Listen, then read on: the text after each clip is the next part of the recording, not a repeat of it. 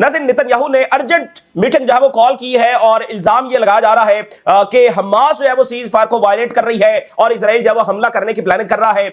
इस तरह से रिपोर्ट किया जा रहा है। नेतन्याहू ने जब वो मीटिंग बुलाई है और ये बहुत ही डेंजरस है और हम पहले दिन से देख रहे हैं जो इजराइल का माइंडसेट है, जो इजराइल के मंसूबे और इजराइल की मुसलसल वायलेशंस है और इजराइल को अकाउंटेबल ना ठहराना। और अब जरा उनकी ये बदमाशी देखिए कि वो उल्टा हमास को जब वो रिस्पॉन्सिबल ठहरा रहे हैं कि हमास जो वो सीज फायर की वायलेशन कर रही है, तो इसलिए जब हमें हमला जो करना है। तो काफी डेंजरस डेवलपमेंट जब हो रही है। जो ट्रंप ने एग्रीमेंट करवाया था वो एग्रीमेंट जब उसका कोई फ्यूचर जब नजर नहीं आ रहा। और आप देखें कि शर्म अल शेख के अंदर जब ये मीटिंग हुई थी और वर्ल्ड लीडर्स भी जमा हुए थे, ओआईसी और अरब लीडर्स भी जमा हुए थे और सब जो है वो ट्रंप के सामने तालियां बजा रहे थे और कोई ऐसी सॉलिड गारंटी जब वो हासिल नहीं की गई, बल्कि उस वक्त भी बॉम्बिंग जब वो हो रही थी, तो सब जब वो तालियां बजा रहे थे ऐसा लग रहा था कि जैसे कुछ हुआ ही नहीं। और सब जब अगर कुछ थोड़ा बहुत हुआ भी है तो सब ठीक हो गया। तो अब आप देखिए कि उस एग्रीमेंट का कोई फ्यूचर जब इस वक्त नजर नहीं आ रहा और हमास ने गारंटर्स को यह कहा है कि अब वो आए और अपनी जिम्मेदारी जो वो पूरी करें, क्योंकि उन्होंने गारंटीज ली थी और अब इजराइल जो वो हमले की तरफ जा रहा है और हमले मुसलसल कर भी रहा है। दूसरी तरफ जो है वो एक हाई लेवल सीरिया का जो डेलीगेशन है वो मॉस्को जा रहा है, क्योंकि जो इजराइल के साथ मामलात है वो बहुत खराब होते चले जा रहे हैं। देखिए, इजराइल मुसलसल ऑक्यूपेशन कर रहा है, जो उसने कब्जा किया है उसको छोड़ने के लिए तैयार नहीं है। फिर दरूज अब वेस्टर्न मीडिया पर आकर ये कह रहे हैं कि हमें तो इंडिपेंडेंट यहां पर स्टेट जो है वो चाहिए। तो सीरिया का नाज़रीन जो केस है ये बड़ा इंपॉर्टेंट है, ये बड़ी इंपॉर्टेंट एग्जांपल है। सीरिया जो है वो बुनियादी तौर पर यानी अल-शरा जो है वो वेस्ट की मदद के साथ आए हैं और वेस्ट का बुनियादी जो यहां पर फाइट थी, बुनियादी जो जंग थी वो रशिया के साथ थी, यानी रशिया को यहां पर निकालना ये बुनियादी मकसद था। तो अल-शरा जो है वो वेस्ट की सपोर्ट के साथ यहां पर आए हैं। तो उसी अल-शरा का जो वेस्ट की सपोर्ट के साथ आए हैं और बुनियादी जंग ही सीरिया के अंदर रशिया के खिलाफ जारी थी वेस्ट की, तो उसी अल-शरा का मॉस्को की तरफ दोबारा से रजू करना, इसका मतलब यह है कि वेस्ट जो है वो यहां पर स्टेबिलिटी नहीं करवा सका, वेस्ट जो है वो यहां पर अमन नहीं करवा सका और सीरिया को और टर्की को यह अंदाजा हुआ है कि वेस्ट के साथ चलना यहां पर अमन नहीं लेकर आएगा। किसके साथ चलना अमन लेकर आएगा? रशिया के साथ। रशिया है जो यहां पर अमन जो है वो उसमें किरदार अदा कर सकता है, वेस्ट नहीं। वाई? क्योंकि वेस्ट जो है वो इजराइल को रोकने में नाकाम है। तो ये बड़ा इंपॉर्टेंट केस है अगर इसको समझा जाए तो, कि वेस्ट था लेकिन उसके साथ मामलात नहीं चल सके हैं और वो यहां पर इजराइल को नहीं रोक सका है। तो अमन के लिए रशिया, यानी रशिया या कोई भी मुतबादल पावर, जाहिर है कि रशिया इस वक्त मौजूद है, तो रशिया का होना बहुत जरूरी है इजराइल को जो है वो कन्फ्रंट करने के लिए। दूसरी तरफ नाज़रीन एक बहुत बड़ी तब्दीली आ रही है इस सेंचुरी की, ये आप कह लें कि जो बड़ी तब्दीलियां हैं उनमें से ये एक सबसे बड़ी तब्दीली है। जर्मनी, जिसने 2 आलमी जंगें लड़ी, लगता है कि वो एक और आलमी जंग के लिए जब इस वक्त अपने आप को तैयार कर रहा है। जर्मनी में एक बड़ा ही गेम चेंजर डिसीजन हुआ है। जर्मनी ने अनाउंस किया है कि वो यूरोप की सबसे बड़ी फौज तैयार करने जा रहा है वंस अगेन। पहली 2 आलमी जंगों में भी यही था, तो दूसरी आलमी जंग के बाद जो जर्मनी है वो मिलिटराइजेशन की तरफ नहीं गया है। तो अब पहली बार जर्मनी जो है वो 8 दहाइयों के बाद पहली बार उसने फैसला किया है कि वो यूरोप की सबसे तगड़ी फौज है वो बनाने जा रहा है, सबसे बड़ी फौज होगी। और इसके लिए अराउंड $400 बिलियन, जी हां आपने सही सुना, $400 बिलियन का बजट है वो सिर्फ जर्मनी ने पास किया है। यानी इसमें यूरोपियंस बाकी मुल्क शामिल नहीं है, सिर्फ जर्मनी। $400 बिलियन इसके लिए जब बजट पास किया गया। इसमें नई रिक्रूटमेंट्स होंगी, इसमें आप कह लें कि तमाम फील्ड्स के अंदर, यानी स्पेस के अंदर, लैंड पे, सी में, एयर में, साइबर में, हर फील्ड के अंदर वो मॉडर्नाइजेशन जब वो करने जा रहे हैं और रशिया के साथ लड़ने की तैयारी हो रही है। एक और आलमी जंग जब देखें वो सारा पैसा निकाल कर दोबारा हथियारों की तरफ जब लगा रहे हैं, तो जंग की जब बाकायदा तैयारी जर्मनी। देखिए इंपॉर्टेंट है ना, कौमों की हिस्ट्री होती है भाई। ये एक कौम है जिसने 2 आलमी जंगें लड़ी हैं, अब वो पहली बार जो है एक बार फिर जो है वो अपनी फौज तैयार कर रहा है। और किस लिए कर रहा है? रशिया के साथ लड़ने के लिए कर रहा है। रशिया के साथ जंग क्या होगी? एक और आलमी जंग होगी। तो ये काफी डेंजरस बात है। दूसरी तरफ चाइना जो है वो ट्रेड वॉर विन कर रहा है। अमेरिका का जो सारा गैम्बल है, ट्रंप का जो सारा गैम्बल है वो बिल्कुल फेल हो गया है और ये आने वाले सालों में अंदाजा होगा और अमेरिका के अंदर ये लिखा जाएगा कि ये ट्रंप की कितनी बड़ी मिस्टेक थी। एक तो उसने चाइना का जो फियर है उसको खत्म किया, क्योंकि चाइना खुद सबसे उसके अंदर यह बड़ा फियर था कि अगर अमेरिकन मार्केट से उसको निकाल दिया गया तो फिर क्या होगा। तो चाइना इस बात में डर जरूर महसूस करता रहा है। तो अब ट्रंप ने वो डर भी खत्म कर दिया है। उन्होंने जो करना था वो कर लिया, मैक्सिमम जो अमेरिका कर सकता था तो वो उसने कर लिया, टैरिफ लगा दिए, सारा कुछ कर लिया। तो लेकिन चाइना सर्वाइव कर रहा है, ना सिर्फ सर्वाइव कर रहा है बल्कि वो तरक्की कर रहा है। उसकी जो ट्रेड है वो मुतासर नहीं हुई, बल्कि रिपोर्ट्स के मुताबिक उसकी ट्रेड में उसकी एक्सपोर्ट्स के अंदर पहले से भी ज्यादा इजाफा जब देखा जा रहा है। तो बहुत बुरे तरीके से अमेरिका जब वो फेल हो गया है। और जो अगर अभी चाइना की डिमांड्स अमेरिका मान लेता है, जो कि मानने के सिवा उसके पास कोई ऑप्शन नहीं है, तो फिर पूरी दुनिया में सबको यह अंदाजा हो जाएगा कि चाइना एक बहुत बड़ी पावर के तौर पर जो अमेरिका को इकोनॉमिकली टक्कर दे सकती है, पॉलिटिकली टक्कर दे सकती है, मिलिटरीली टक्कर दे सकती है, जिसको सब्जुगेट नहीं किया जा सकता, वो एक ताकत स्टैब्लिश हो गई है। क्योंकि वार हुआ है ना, अमेरिका की जानिब से चाइना पर वार हुआ है, और चाइना अगर इस वार को नाकाम बना देता है तो स्टैब्लिश हो जाएगा, चाइना एक बड़ी ताकत के तौर पर स्टैब्लिश हो जाएगा। तो फिर बाकी सफर मजीद जारी रहेगा। सो ओवरऑल चाइना जो है वो China is winning the trade war, और यूरोपियंस के साथ कशीदगी चाइना की जो बढ़ रही है। गजा की जो सूरत हाल है मैं आपके साथ शेयर करता हूं। इसराइल इस वक्त एक नॉन इशू, मतलब वो दूर दूर तक कोई इशू है ही नहीं कि जी रेजिस्टेंस जो है वो हमें बॉडीज वापस नहीं कर रही। ये नेतन्याहू इसको पहले ना कैदियों की फिक्र थी, और अब ना, मतलब अब इसने बॉडीज को भी इशू बना लिया। और ये कौन सी बॉडीज है जो इजरायली बमबारी से मारी गई हैं? कोई इशू ही नहीं है। हम खुद ट्रम्प ने कहा कि ये कोई ऐसा नहीं है, हमें यानी मुश्किल है तो टाइम देना चाहिए हमास को, एग्रीमेंट में लिखा हुआ है। सो ये कोई इशू है ही नहीं। अब जो इजराइल का आप समझते हैं कि उसका एक रिकॉर्ड है, वो नॉन इश्यूज को इश्यूज बनाता है। अच्छा, तो हमास इस वक्त पूरी कोशिश कर रही है, मिस्र की हैवी मशीनरी वहां पर है, और वो सारे जो है वो कोशिश कर रहे हैं बॉडीज को निकालने में, लेकिन मलबा इतना ज्यादा है, फिर जिन्होंने दफनाया वो भी खुद शहीद हो चुके हैं। इस सब के बावजूद हमास ने उनकी बॉडीज वापस की और कर रहे हैं। लेकिन इससे भी अगली बात सुनिए, हमास ने अभी ये स्टेटमेंट जारी की है कि इजराइल उल्टा जानबूझकर हमारी राह में रोड़े अटका रहा है ताकि हम इन बॉडीज को ना तलाश कर सकें। यानी एक तो ओवरऑल मुश्किल है मलबे की वजह से और लोकेशन की वजह से सारा, लेकिन उसके साथ साथ इजराइल जानबूझकर भी रोड़े अटका रहा है ताकि हम ढूंढ ना सकें। अब ये हमास की स्टेटमेंट आई है, इजराइल जो है वो डेलिबरेटली ऐसी ऑब्स्टेकल्स खड़ी कर रहा है कि हमारा जो सर्च ऑपरेशन है वो मुतासिर हो, और इसका जो नैरेटिव है regarding the slow down of the resistance is false, कि हम जब वो जानबूझकर स्लो डाउन कर रहे हैं, यानी उधर वो नैरेटिव बना रहा है, इधर हमास जो ऑलरेडी मुश्किल में है कि भाई ढूंढने में मुश्किल आ रही है, उसको मजीद वो ऑब्स्टेकल डाल रहा है कि ये आसानी के साथ ना ढूंढ पाए, इसमें डिले हो जाए। तो इसको वो जवाब बनाकर जनाब अली नेतन्याहू ये कह रहा है, इजराइल ये कह रहा है कि हमास जब वो सीज फायर की वायलेशन कर रही है। अब आप जरा अंदाजा करें, और ये होना था पहले दिन से, इसी बात का खदशा था, ये होना था जब आप एक जेनोसाइडल वॉर क्रिमिनल को इंकरेज करेंगे और उसको अकाउंटेबल नहीं ठहराएंगे तो फिर यही होगा ना। यानी आप नेतन्याहू से क्या एक्सपेक्ट करते हैं, जो इतने बच्चों को, हजारों बच्चों को उसने मार दिया है, लाखों फलस्तीनियों को उसने शहीद और जख्मी किया है, लाखों नाम लेना आसान होता है, एक इंसान को भी मारना जो है वो ये दुनिया में सबसे बड़ा क्राइम है, ठीक है ना, एक इंसान को भी मारना। तो उसने लाखों को मारा है। और वैसे अगर आप सोचें तो नेतन्याहू ने इन पिछले 20, 25, 30 सालों में कितने लोगों को जब वो मारा होगा, इराक, शाम और लीबिया, इन सारी जंगों का जिम्मेदार ये शख्स है। तो ये मतलब अरब वर्ल्ड जो है वो इसके साथ खुफिया मीटिंग्स भी कर रही है, और वो अरब दुनिया में इजराइल की असले असाज कंपनीज भी ओपन हो रही हैं। तो इसका नतीजा क्या निकलना था, जब आप पीछे कोई सॉलिड एग्रीमेंट नहीं है, जब आपकी कोई डेटरनेस नहीं है, आप बस ट्रंप की खुशामद में लगे हुए हैं, तो इसका यही नतीजा निकलना था। तो अब आप देखिए नेतन्याहू इतने धड़ल्ले के साथ सारी दुनिया के सामने फिर कह रहा है कि हमास वायलेट कर रही है सीज फायर को।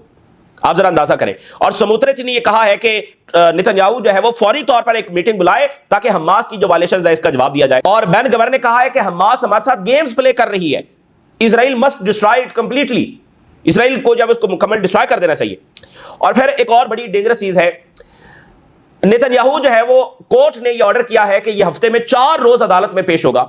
आज ये अदालत में पेश हुआ है तो इसने वहां पर ये कहा कि आज का जो ट्रायल है ये बिहाइंड द क्लोज डोर होना चाहिए, यानी जो अटेंडीज है उनको निकाल दिया जाए, बिहाइंड द क्लोज डोर जो है वो ये होना चाहिए। क्यों? Due to the security situations, हमने कुछ अदालत को ऐसा बताना है।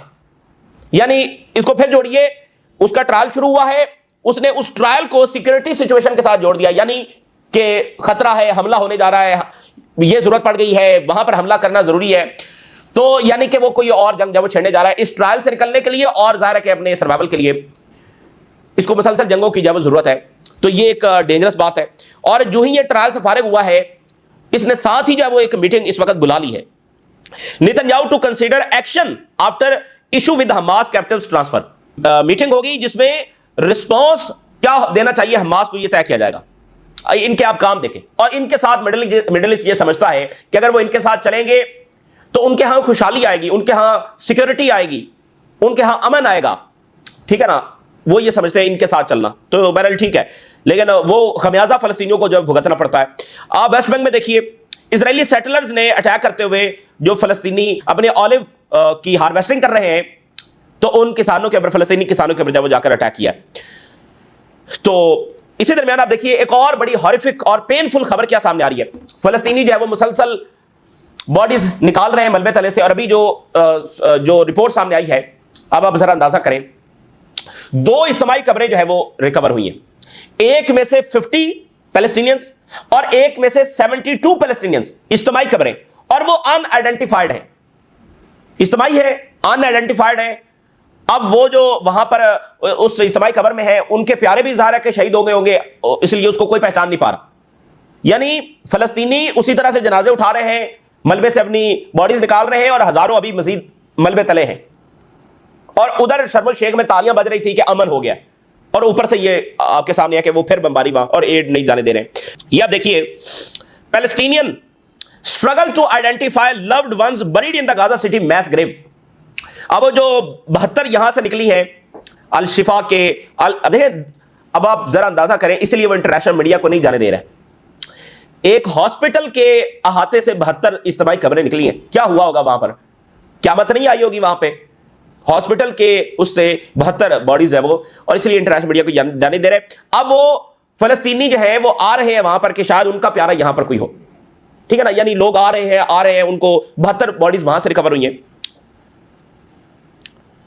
और ये वो बॉडीज हैं जो ऑलमोस्ट 1 साल हो चुका है, 1 साल हो चुका है, और इसमें रोती और चीखो पुकार करती जो फलस्तीनी माएँ हैं वो भी यहां पर आ रही हैं ताकि वो तलाश कर सकें। एंड कोलैप्सिंग फादर्स, और बाप जो है वो भी आ रहे हैं, searching for remains of their loved ones, कि शायद उनके प्यारे यहां पर हो।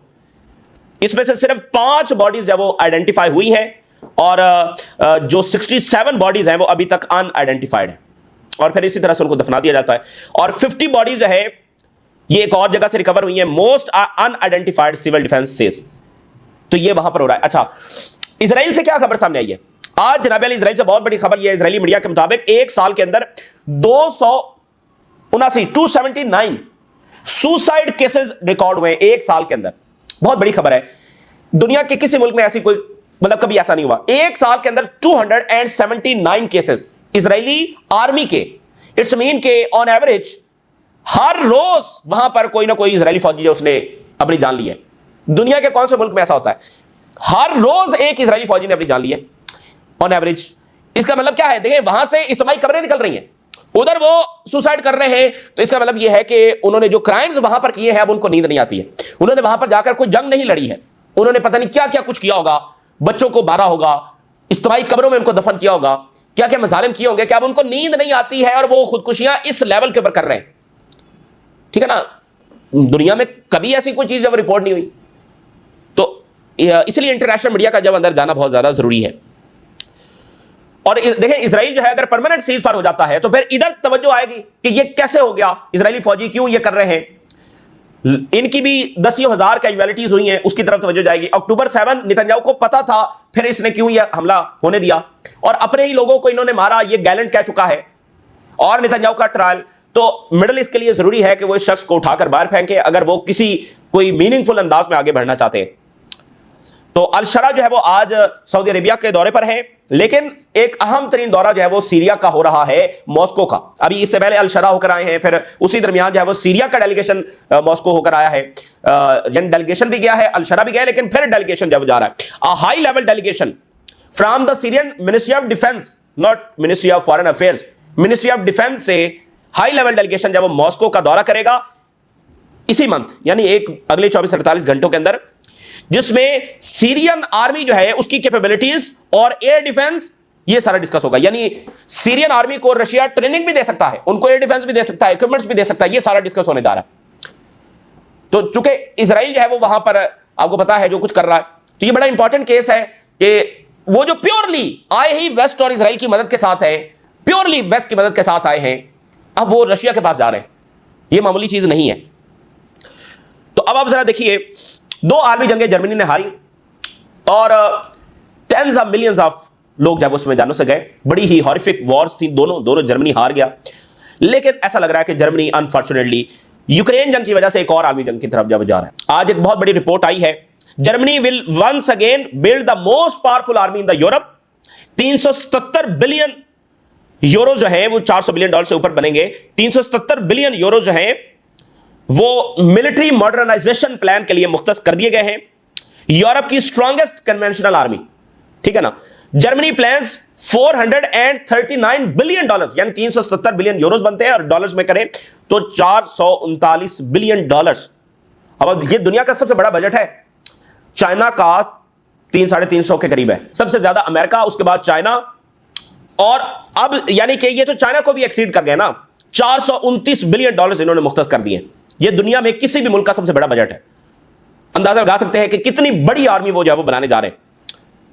Military expansion to build Europe top army, और इसके अंदर इक्विपमेंट्स होंगे अक्रॉस, यानी लैंड के लिए जो इक्विपमेंट्स हैं, जो सी के लिए हैं, जो स्पेस खला के अंदर, साइबर के अंदर, हर डोमेन के अंदर मॉडर्नाइजेशन जब वो की जाएगी।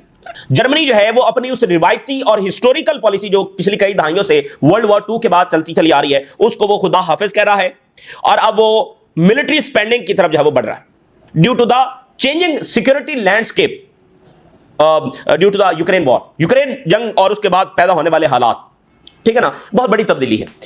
देखिए दुनिया की यही ताकत, जापान खुद मिलिटराइजेशन की तरफ जा रहा है, जर्मनी जा रहा है, बाकी तो वैसे भी बर्तानिया, फ्रांस, वो तो है ही मिलिट्री पावर्स और मजीद बढ़ा रहे हैं अपनी ताकत को। तो जो आलमी जंग की तमाम पावर्स थी वो दोबारा रिटर्न हो रही है, दोबारा मिलिटराइजेशन की तरफ जा रही है, और इस बार और भी बहुत सारी हैं। इस बार ये अगर आलमी जंग जब भी शुरू होगी वो सिर्फ यूरोप में नहीं होगी, ठीक है ना, यानी पैसिफिक में भी थी, लेकिन ये एशिया में भी बड़े पैमाने पर होगी। ये साउथ एशिया के मुल्क भी हो सकते हैं, साउथ ईस्ट एशिया के मुल्क भी हो सकते हैं, तो ये बहुत बड़े पैमाने पर लड़ी जाएगी। चाइना के हवाले से अमेरिकन मीडिया क्या लिख रहा है, चाइना का जो इंडस्ट्रियल प्रॉफिट है वो 21% उसने इंक्रीज किया है, biggest jump in nearly 2 years. और चाइना और आसियान की फ्री ट्रेड के ऊपर जो है वो एग्रीमेंट हुआ है, और बिल गेट्स ने कहा है कि China is doing impressive work, किसमें, न्यूक्लियर फ्यूजन के अंदर चाइना बड़ा इंप्रेसिव वर्क कर रहा है, और ये दुनिया में सबसे ज्यादा पैसा ये चाइना जो है वो इसमें लगा रहा है। तो China is winning. American tariff के बावजूद, जो अमेरिका को, ट्रंप का सबसे बड़ा ये घमंड यही था कि टैरिफ लगेंगे, चाइना जो घुटनों पर होगा, भाई यही ताकत थी ना। इसके बाद तो मिलिट्री अटैक है, तो ये सबसे बड़ा वार तो यही था जो आज तक कोई अमेरिकन प्रेसिडेंट नहीं कर सका है, तो उसने किया। उसका नतीजा ये निकला कि चाइना डैमेज हुआ या चाइना अमेरिकन शराब पर आ गया, नहीं, चाइना की एक्सपोर्ट और इंडस्ट्रियल जो ग्रोथ है वो बढ़ी है। तो ये तो क्लियर डिफीट है अमेरिका के लिए। तो ये इस वक्त की ताज़ा तरीन सूरत हाल जो आपके साथ शेयर किया, आपने राय जरूर आगाह करें। इजाज़त दीजिए, अल्लाह हाफिज़।